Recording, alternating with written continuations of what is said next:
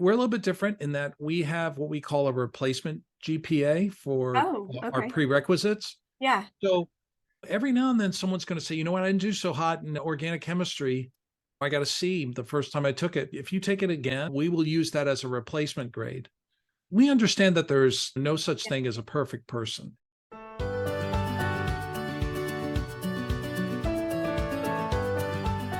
I'm excited to hear more about y'all's program and just how you do things, stuff that the students would love to know.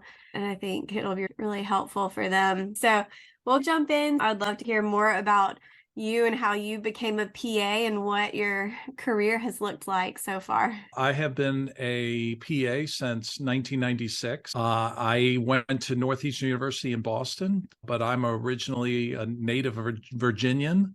When I got out of college my first time, I graduated actually with a physical education sports medicine degree that initially I wasn't sure I was going to use. Went back to school for a while, and then a couple of my other lifelong friends, we were in the same boat. Early 90s, weren't sure if what our careers, what our lives would be. I actually moved back down to Norfolk, Virginia, and I went to Old Dominion University, took some extra classes because I was just not sure what I was going to do. And at the time, I worked in cardiac surgery as a cardiovascular technician at Norfolk General Hospital, and that's when I met PAs. PAs worked in surgery. They did some incredible things. And it was really then when I got exposed to the PA, only to find out that a year prior, when I was back home in my parents' house, I had gotten sick. And I went to a clinic. I was seen by a person who saw me, examined me, wrote for my labs and interpreted all of them, wrote me prescriptions. And that guy was a PA, and I had no idea. So I had exposure to a PA when I didn't even know it. And then later, as I started working in cardiac surgery, I met a lot of PAs, really appealed to me. This is early 90s. So during that time, there were only 64 accredited programs in the country. There were 0 in Virginia. That's why Northeastern called my name and why I applied to those types of programs. Best experience I ever had. And when I came back and worked for the same cardiac surgeons in an apprenticeship for a year, just to get my feet wet, because there weren't a lot of PAs in Virginia at the time. Then I switched to emergency medicine. And that's the beautiful thing about being a PA, is that you have that career flexibility. Yeah. So I worked in emergency medicine for about 13 years. And during my time working in emergency medicine, I developed relationships with a lot of cardiologists just from doing consults and working in the same hospital system and growing up, having kids together, that sort of thing. So I started taking call for a cardiology group during the same time I was working in emergency medicine. I was doing that on weekends. And it wasn't until right around 2005, 2004, when one of my former EMS colleagues who went to PA school at EVMS had called me one day and said, "Hey, would you be interested in learning more about teaching? You're always good at teaching and precepting students. Why don't you consider teaching full time?" And so that was my exposure into academics. So I transitioned out of the ER, continued working in cardiology, and I took a full-time academic job at EVMS, Eastern Virginia Medical School, which is based in Norfolk. And so for the last 17 years, going on 18, I've worked sort of with 2 hats. I practice in cardiology and I teach here. I'm a full professor now. I wear 3 hats here. I'm a professor at the physician assistant program. I'm a professor for the Doctor of Medical Science program, and I'm also the director of admissions for the PA program. A lot. So yeah, You're juggling. yeah, a little bit, but I can honestly say this: I've never looked back. I have never regretted this career choice, and I'm right where I want to be. And I think that's a sentiment that most PAs share. We talk about that at my job a lot. Me and the other PAs, we have a lot of pre-PA students who work with us going to PA school, and I have the same feeling. Like I'm 9 years in and I have no regrets whatsoever. Great, yeah. It's a great profession. So that's really cool to hear your path, and I think shows a lot of the opportunity that PAs have. Like you said, the lateral mobility, switching specialties, but also doing multiple things at once. That's uh, right. which is really cool and something that I think is just unique to the PA profession and not something that other jobs and careers necessarily have even as an option. And then you can get into academics and do even more. Right. Now I feel like so many with telehealth and even getting into like pharmaceuticals and leadership and administration, there's so many options for PAs, and it's really cool to Right. see that. I think that's where the Doctor of Medical Science programs, and EVMS has one. I think that's the value of those programs. It's not necessarily to call yourself doctor in a clinical setting. It's giving that added level of education that affords you the ability to use what you learned in PA school, use what you've learned in clinical medicine, and now approach the healthcare system at a much different level from an administrative viewpoint, from a pharmaceutical or business or industry. All of those types of opportunities are out there for PAs. And I think those are going to just be continuing to grow as time goes on. I agree. How many doctorate programs for PAs are there? There aren't a ton. I've seen more, but there Right. aren't that many. So that's a moving target Yeah. because more and more are opening up each year. I would say that there's probably maybe 25 at the most. I could be stretching that a little bit, but there are some new programs that just recently opened up in the last year. And so that number might be growing.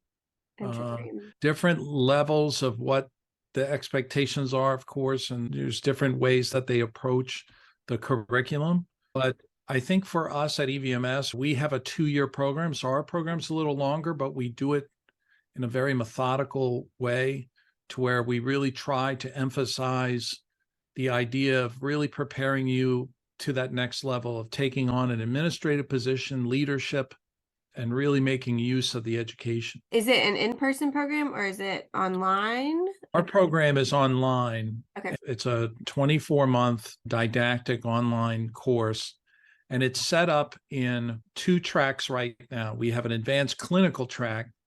And just to give you perspective on that, we start with our first summer term, which just started this week. So we do scholarly writing, we do a quality improvement in healthcare course.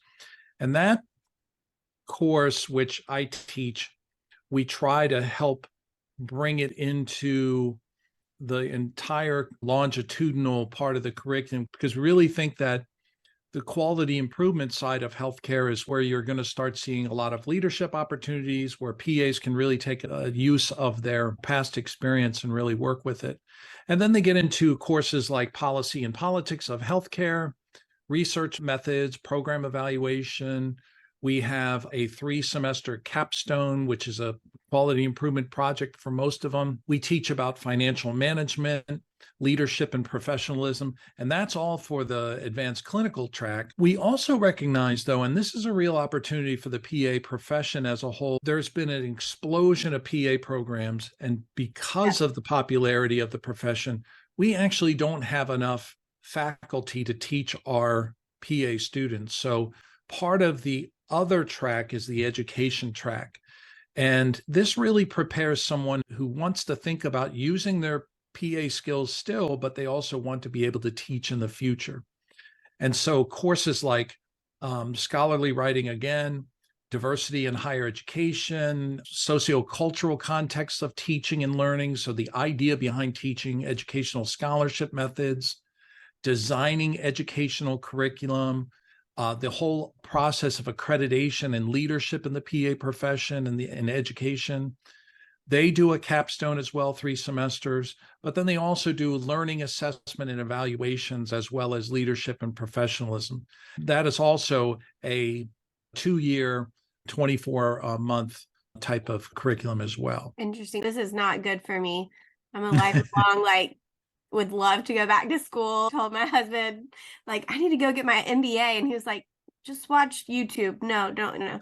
This is not good for me. Because I'm like, oh yeah, that sounds awesome. Let's do it. But no, I think for PAs, especially PAs interested in those other niches, even if they want to still work clinically, Right. having that additional education is going to be Right. very important. And I see it coming up a lot in conversations like when I meet up with PAs at conferences and stuff, there's a Right. lot of talk about these programs and all the stuff you just explained, like what's the value in that? Why would I do that? There are also tons of PAs who are happy just working clinically and doing their thing, and That's that's right. great. But there are opportunities too for PAs in a lot of other areas. Yeah. There's a fit for everybody. Yeah, I find PAs are just so interesting because we all come from such different backgrounds and have such different interests. And I think sometimes as a student, you feel like, oh, if I become a PA or if I do this, like that, I can't have an interest in this other area. And Yeah. that's just not true. Like you That's can right. find those things and it just makes healthcare better. That's right. This is my 17th year, going on 18 years, full-time faculty, and I precepted before. And it's always amazing to see the variety of students that come through the program and their past life experiences. Norfolk, Virginia is obviously on the coastal side of Virginia, down in the southeast part. So we are a heavy military area. We have a lot of veterans that come through our program. Former Navy SEALs or the wives of Navy SEALs. We have a lot of those that come through, and a lot of other great experiences, a lot of pilots that have gone into the PA profession. And it's just so wonderful to hear about their life experiences and how they utilize that life experience in a new career. That was the beauty of my class, was getting to learn from other people and their backgrounds and insight into different things because of Right. their life experience. And it was great. I think we had a really well-rounded, comprehensive class. Yeah. Where did you go to PA school, by the way, if you mind me? Augusta University, so Old Medical College of Georgia, Yep. MCG.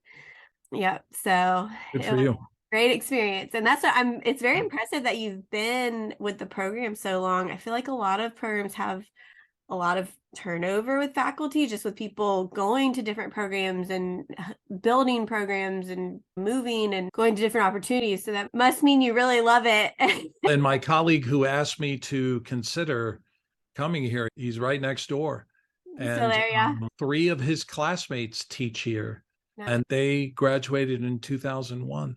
Okay. So we have a lot of loyal faculty here. And I think it's a testament to the culture here at our school and the commitment we all have to providing a quality education. And I think we have a very solid PA program.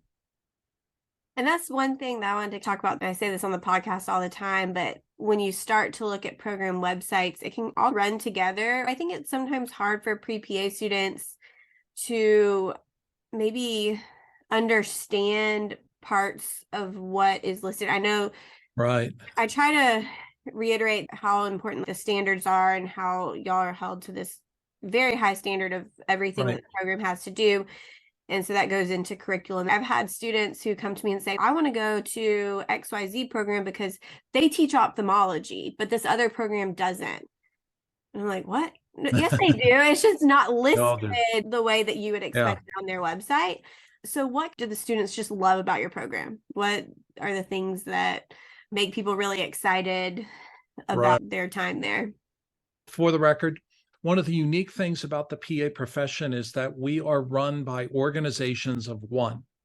So we have one national organization that represents all PAs, and that's the American Academy of Physician Assistants.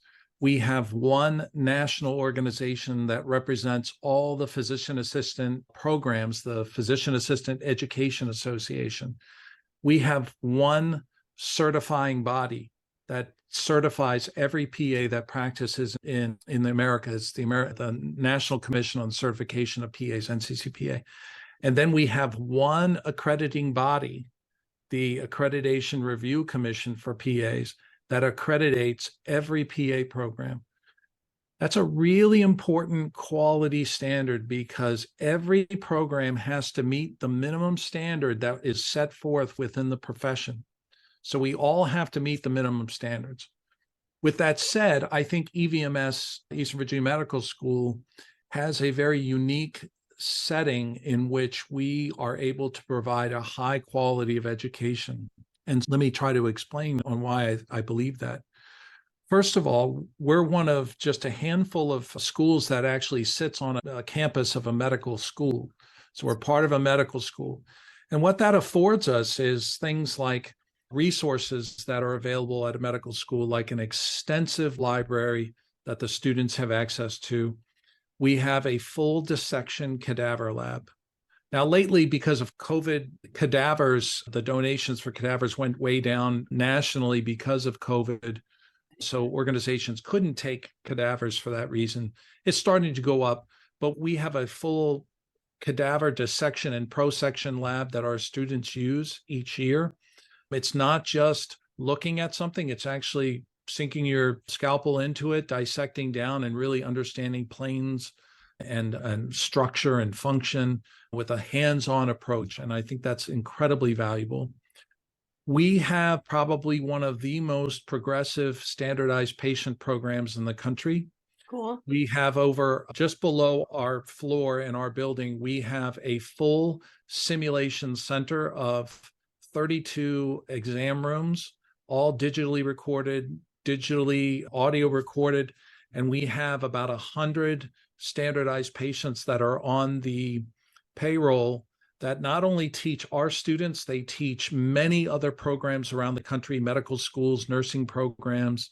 And these are really highly educated, trained actors and standardized patients. Some are in films that you have seen before. They're in big time movies, and they do a great job in creating a shame-free environment, a shameless environment that a student can learn, get feedback on. So when they do touch patients and they do go to clinical rotations, they really feel comfortable in their own shoes and how they perform histories and physicals.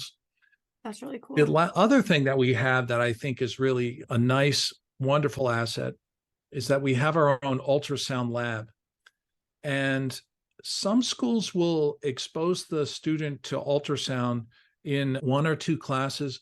We do a full year with 3 semesters of ultrasound curriculum. We test out for it. We do all kinds of exams that we want to make sure that by the time the student gets out, that they have a skill set that is usable, that we know PAs use in everyday medicine. Central lines, fast exams, trauma fast exams, all kinds of other access ultrasound exams, looking for fluid and all kinds of other reasons for joints and what have you. So we go through an extensive part of our curriculum where we add ultrasound to it. But 2, I believe, of our faculty still clinically practice. And so that's an important aspect to it as well.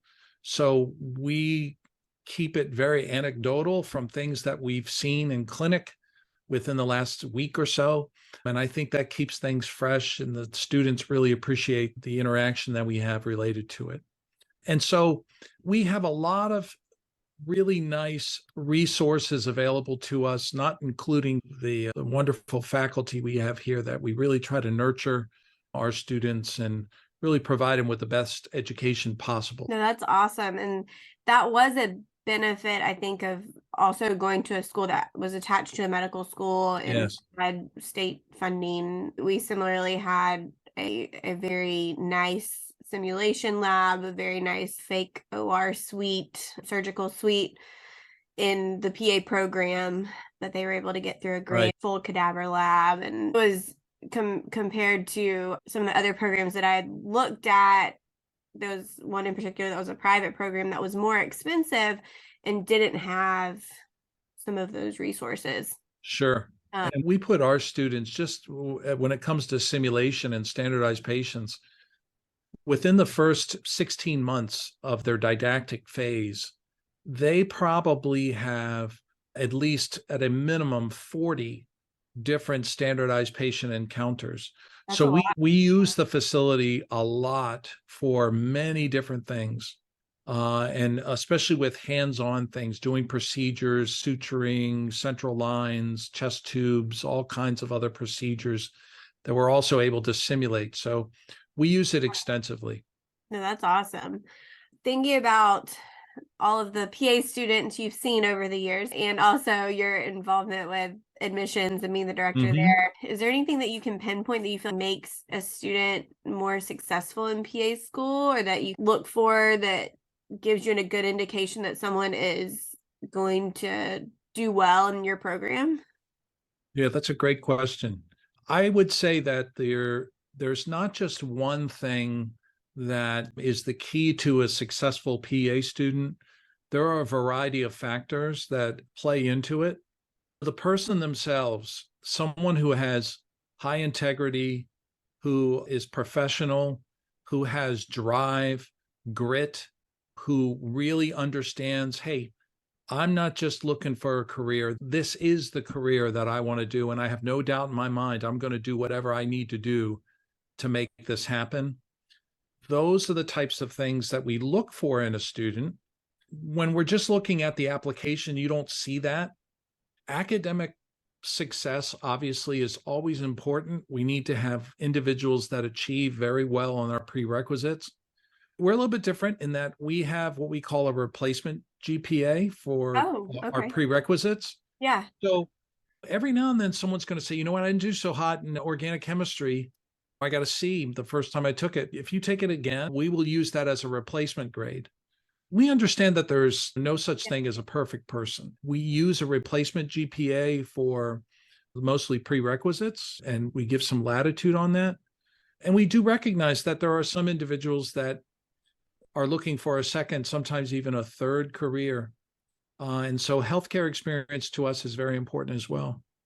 Our average looks really high because we have some individuals that have been nurses for a decade, so they skew the statistics. But if you have somewhere around 1,000 to 1,500 hours, you're competitive along with a solid GPA. But really, it's the bigger picture of the whole person. We are a community-oriented medical school. We were built by our community for the community. Giving back to the community is also important to us. So not only do we look for healthcare experience, we look for volunteer experience. We look for an individual who's going to give back. Sometimes I think it gets missed that there's a real opportunity as a professional to give back to your community as a professional. And I think that's a really important aspect. So we look at all of those types of things when we're considering candidates. Our class size is 80 students, so we're a larger class. We bring in about 160 for interviews, and out of those, we'll select our class. We really look to interview those 160 and really try to dive into not necessarily the grades they got. It's more about the person they are. Because by the time you get up for an interview, we think that you're qualified to go to school. Then it's just the little things of, tell me a little bit about you. What tells me that you're going to be successful, that we're going to be looking at someone who's going to be the next PA out of our program? I love that. No, that's really cool that y'all are willing to look beyond just the application and really look for those people that are going to be the best fit. I noticed that y'all don't really have many testing requirements compared to some programs that are requiring this year the PA-CAT, the GRE, and Casper. All of them. Is there a reason behind that, or how do you go about deciding what you want to require for a program? So that's a great question. Let me start with the GRE. All three of those tests you mentioned, we have talked about it. We had used the Casper in past years. We've actually opted out on that. But when it came to the GRE, we didn't feel like it perfectly aligned with what a PA curriculum is looking for. And so we just didn't feel like that would have been a fair assessment of an individual who's a candidate to say, well, if you did well on a GRE, that equates to success in PA school. So we couldn't correlate it as well. And so we just said, that's probably not a priority for us. Second, the PA-CAT, we're watching it. We're trying to determine if that has long-term value and a predictor of success for PA school. And while there's some early data out that suggests it may, we just haven't pulled the trigger on that. The verdict is still out on that for us. When it came to Casper, we used it, but we used it towards the back end. We never used it as an individual who was make or break. How well did you do on the Casper? If you didn't do very well at all in the beginning, there were some exclusions, but usually those were the outliers that we would just say, we regret and we're not going to process your application. or deny admissions. Few and far between on that. But we just didn't feel like there is one part of that we were like, oh, this is definitely telling us a lot about our students. So we hold off at this point. We're gonna just not do any of those tests right now and really go on our current process, which seems to actually work quite well for us. But the verdict is still out on the PA CAT, and we're not ruling it out, but we haven't quite gotten to the point where we're going to require it. That insight is extremely helpful, and I think for students to hear as well. So I think they see requirements, they think, oh, this school just wants this test for nothing or whatever. So hearing kind of that explanation of why, and then those are things that y'all have to talk about and figure out. Right. Can you speak from the position that you're in as somebody, as a director of admissions, about waitlist? I feel like waitlist cause so much anxiety where I'm like, oh, that's great, you're still in it, that's not right. A no. What that means, because I think it can be very disheartening and make them feel like they weren't good enough, they weren't enough for the program. But y'all have to make so many decisions with choosing a comprehensive class, right, everybody in. So what are your thoughts on waitlist and how a student should feel if they end up in that position? First of all, I can only speak for EVMS, but if I thought about it, I would say I could probably guess that it's a parallel with other schools, but I don't want to speak for other schools. They have other methods on what they do with their wait list or their wait pool or applicant pool. For us, when we put a collection of students on the wait list or the wait pool, what we are saying is, hey, you're qualified. We had such an exceptional group of individuals that you may have just missed the threshold for our class. Now, one of the things that I think needs to be said is our accreditation and every program's accreditation only allows you for a certain number of seats. So you have a little bit of a buffer there on what you can take, but you are capped out a certain number of seats that you can take collectively as a program and per class. And it's not that we're only taking 80, but we could take 120. None of us can do that. When you get put on the wait list, you should feel pretty good about the fact that you were placed so high. And if for some reason you don't get in that year, you should absolutely try again the next year at that same school, because chances are they're going to remember who you were, and they're going to say, you know what, we passed on you this year, but we're going to take a chance and we're going to let you in this year. You still want to improve yourself during that time and get some more healthcare hours, do things to make your application stronger if needed. But when you're on a wait list for us, it is a very thin line. And what we do is we give our individuals that we call and say, hey, we want to welcome you to the class and we want to offer you a chair. We give them a couple of weeks to decide. If they choose to not enter into the program, we go down into the wait list and we'll pull an individual up. There are times, and I will admit, there are times when we've had students for a variety of reasons. Sometimes there's social or family reasons or illnesses, where students call at the last minute and say, hey, there's no way I can make it. My dad got sick or something happened, and they'll want a deferment for a year. And then we go right into that wait list and we say, hey, we just got an opening. I made several calls this year for that very thing. So getting on the wait list is not a bad thing. It's telling you did really well. And I think you have to put it in perspective. I'll only speak of for our program. Our entire collective process, we get about 2,300 applications, and then it gets narrowed down as the process goes on. But out of those 23, we only select 80. And so if you're on a wait list of a chunk of individuals that could have gotten into the school, you should feel very strong and good about that notion. Yes, you want to be in the program and you want to go to that next step, but it just means you're close. You should just keep trying. That's so encouraging. And I think exactly what a lot of people need to hear, but from you, they hear it from me, but they don't believe me. So I think this whole interview has been extremely encouraging. I think it's a good reminder to students that programs and the people involved with programs are on their side. And that's right. not against them, not trying to make this harder for them, but really you want these people to become PAs and be the best they can be, which it's really cool. I feel like the PA cycle and the PA community is so small. Like you really Right. get to know a lot of your colleagues and cross paths with a lot of people That's right. in this process. So it's a really fun part of being a PA. The other thing that you have to mention about this profession and the education side is that we're all PAs on Yeah. the faculty side. And so the important question we have and the important part of this is that we don't look at you as a student for the rest of your life. We'll look at you as a colleague. I still work in cardiology, and I work for Centera Cardiology, which is a big healthcare system in the area, Centera Health. And I'm proud to say that the Division of Cardiology has about, I'm going to guess, about 30 APPs. About 25 of them are PAs, and I think about 23 I taught from our school. So I work with 23 of my colleagues who I taught in the past, and it's great. And I'm so proud of all of them for everything they've accomplished.